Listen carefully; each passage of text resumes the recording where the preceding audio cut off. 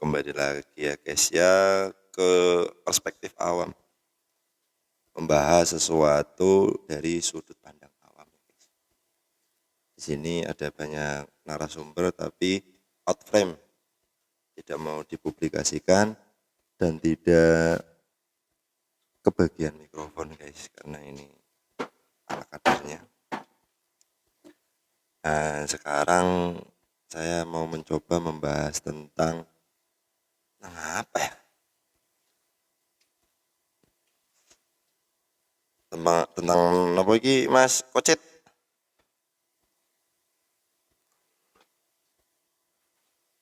Caranya nagih utang kepada orang yang sulit.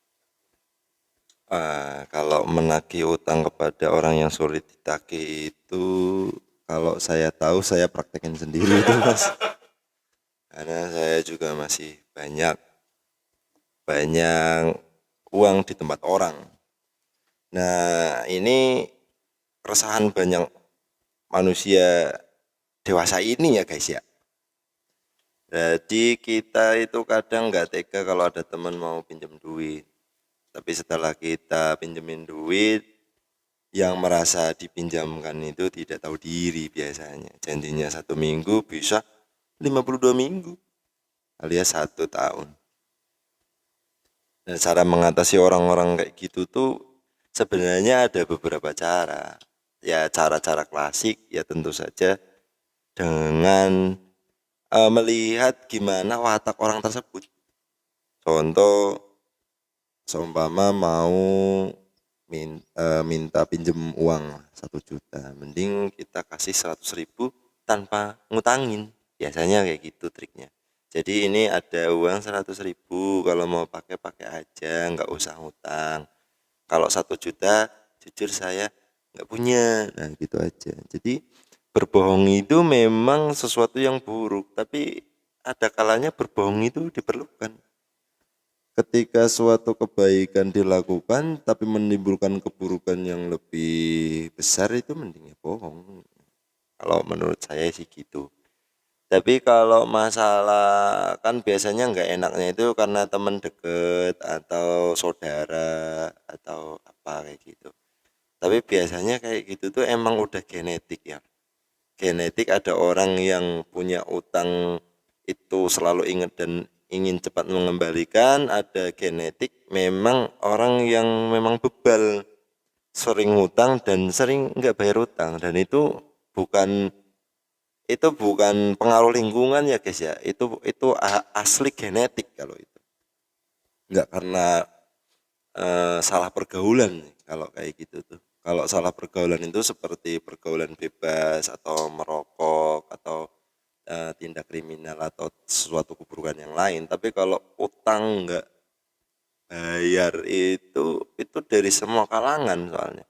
Dari pendidikan terendah sampai yang tertinggi, dari orang yang termiskin sampai yang terkaya itu ada genetik-genetik yang memang susah untuk bayar utang. Bukan karena nggak punya uang, karena memang ya mungkin satu faktor nggak punya uang, dan dua mungkin karena memang ya susah aja.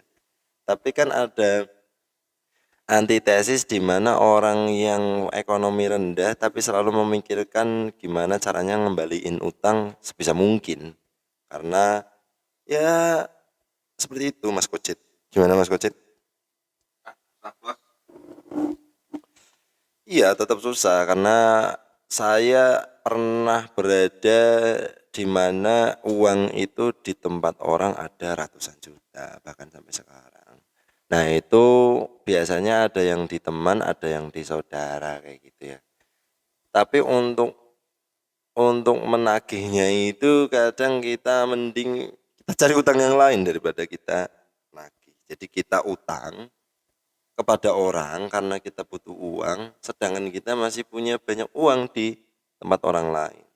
Nah itu biasanya kalau orang-orang Jawa dan orang-orang Islam kayak gitu ya, ya udah diikhlasin nanti dapat pahala. Nah ini doktrin-doktrin teologi yang kayak gini ini biasanya nggak efektif karena ikhlas, karena apa namanya, biar dapat pahala kayak gitu tuh biasanya temporary ya guys ya, nggak yang selamanya akan ikhlas kayak gitu. Jadi ada kalanya kalau lagi seneng ya kayak ikhlas, kalau lagi susah ya kayak pengen nonjokin itu orang. Jadi sebenarnya itu tricky ya, tricky sekali menagih utang karena kalau di dalam Islam itu di Quran itu ayat terpanjang di dalam Al-Quran itu adalah ayat soal perniagaan atau utang piutang. Yang satu ayatnya itu sampai satu halaman lebih kalau nggak salah. Dan itu di surat apa? Saya kurang tahu ya. Nanti bisa dicek di Qurannya masing-masing atau bisa cari di Google. Nah itu kan seperti sebuah isyarat bahwa utang piutang itu nanti akan panjang kali lebar kali mumet. Itu yang baru kalau kalangan kita mungkin 10, 20 atau 100 ribu. Masalahnya semakin kecil utangnya itu semakin orang menyepelekan. Jadi kalau 100 ribu, ah ya udah 100 ribu.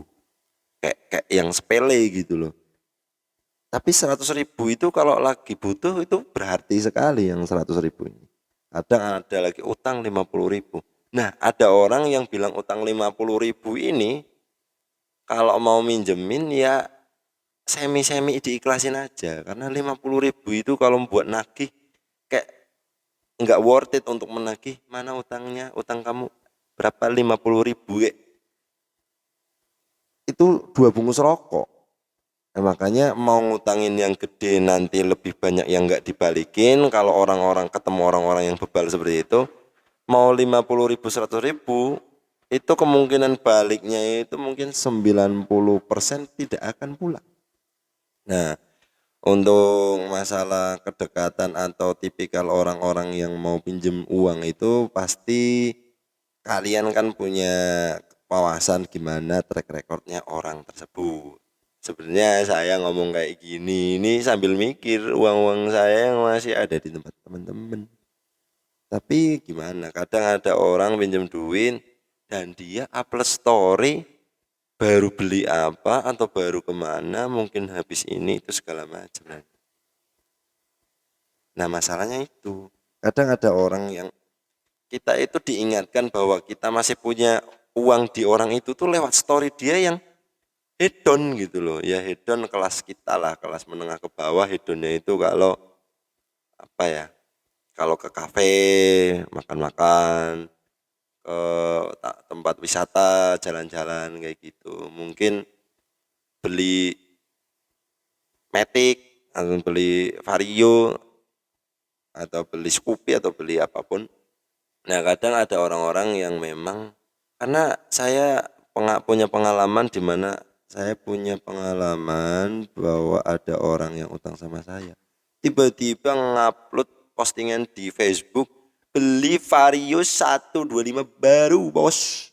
Nah itu yang bikin rasanya itu ini anak-anak bebal gitu. Orang-orang yang akan banyak menyusahkan teman-temannya dan orang sekitarnya. Nah kayak gitu tuh kayak seakan-akan sudah menjadi apa ya, genetika kalau nggak salah. Karena kalau masalah pergaulan atau kurang pendidikan atau apa segala macam, sedangkan pelaku-pelaku tersebut tuh tidak memandang status dan tidak memandang pendidikan dan tidak memandang eh, kedudukan di masyarakat. Jadi itu yang menjadi misteri sampai saat ini, di mana orang-orang kayak gitu tuh yang nggak tahu ya. Kadang memang sudah menjadi rahasia umum di mana utang ini bisa memecah tali pertemanan bahkan tali persaudaraan karena masalah uang. Nah itu gimana ya guys ya. Ini saya sendiri masih bingung, siapapun ahli pun mungkin masih bingung. Mau mungkin pemerintah Republik Indonesia mau merancang RUU per utang piutang untuk lebih tegas karena untuk hukum Islam pun nggak ada yang tegas tentang utang piutang, nggak untuk hukum negara juga nggak ada tegas tentang utang piutang. Udah ada pasalnya. Oh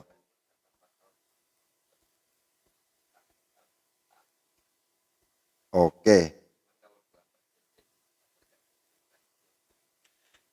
Iya, memang sulit kadang kayak gini triknya. Indonesia mau mengatur soal utang piutang, sedangkan hutang Republik Indonesia aja udah ribuan triliun. Jadi agak dilematik dan simalakama. Agak simalakama di sini ekstrim sekali, ada tawon ya guys ya. Kita mencari selamatnya sendiri-sendiri. Walaupun ada RUU, ada undang-undang yang sah tentang utang piutang, pada prakteknya itu akan menjadi hukum perdata ya Mas ya. Kalau itu hukum perdata, nah itu susah kalau kayak gitu, masih perdata lagi, ini lagi, ini lagi. Jadi apalagi kalau orang-orang yang ada di perantauan. Nah itu pengalaman saya yang di perantauan itu sembulet-buletnya nanti Pak, kalau teman-teman saya yang ada di Hong Kong itu sampai punya grup Facebook mencari orang nggak bayar hutang. Jadi seseorang yang nggak bayar hutang tuh nanti dipost, diviralin di situ. Nah itu lucu sekali. Jadi ada satu grup di mana pencari grup mencari orang nggak bayar hutang. Dan itu bisa di-set di grup di Facebook ada. Dan itu real sekali. Dan itu sangat gimana ya, karena orang itu kadang versinya mau bener sendiri, kadang yang nggak bayar hutang punya alibi, kadang yang minjemin duit punya alibi, tapi ya mau gimana pun utang itu memang ya sulit untuk dipecahkan. Nah salah satu ya memang kalau dari segi agama utang itu nggak ada yang tegas, paling bisa itu mengancam gitu ya, bersifat ancaman gitu. Kalau nggak bayar utang maka kelak akan gini gini gini gini. Tapi pada penanganan dalam praktek membuat jera orang agar tidak berhutang dan tidak membayar itu tidak ada yang jelas setahu saya. Seperti Ustadz Wahabi kalau menjawab kan setahu saya. Nah ini nanti kita cek dulu udah berapa menit ini ya guys ya. Karena kalau kebanyakan ngobrol sendiri ini bukan podcast karena ini cuma satu arah. Jadi karena kita kekurangan fasilitas berupa mikrofon dan sumber daya manusianya yang susah masuk frame karena orang di sini tuh kebanyakan wali ya guys ya, nggak mau kelihatan, tetap di belakang layar.